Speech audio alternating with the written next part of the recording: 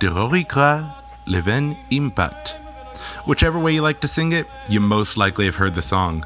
But do you know the man behind it? The name is Dunash HaLevi ben Labrat. He was born in Fez, Morocco, and then he moved to Surah, Baghdad to study under Rav Sadia Gaon, otherwise known as the Rasag.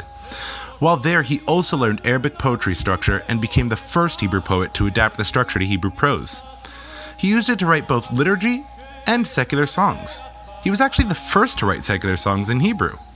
He wrote about hafla, the equivalent of, well, kind of just a party. Imagine the songs on the radio you hear about that party last night or the night that was crazy, that sort of thing. Surely his accomplishment is noteworthy, but when Dunash showed it to his teacher, the Rasag, the response was ambiguous. "There's never been anything like this," is what the teacher said. Which could mean, wow, what an invention, or how could you desecrate the holy language like this? For obvious reasons, Dunash chose to think of it as a form of compliment, so Dunash ibn Labrat continued writing when he went back to Fez and served as a Chazan. You see, in those times in North Africa, the Chazan would not only recite the prayers in public, but also actually write them.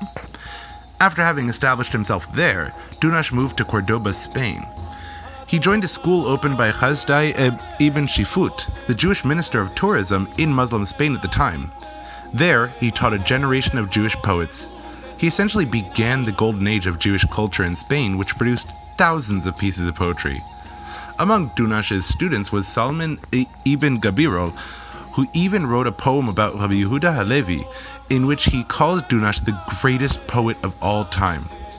Beyond his poetry, Dunash was a grammarian who was not afraid to publicly contradict others' works, including that of his own teacher, the Rasag. Still, his influence on Hebrew prose is part of his great legacy, including the beloved Derorikra.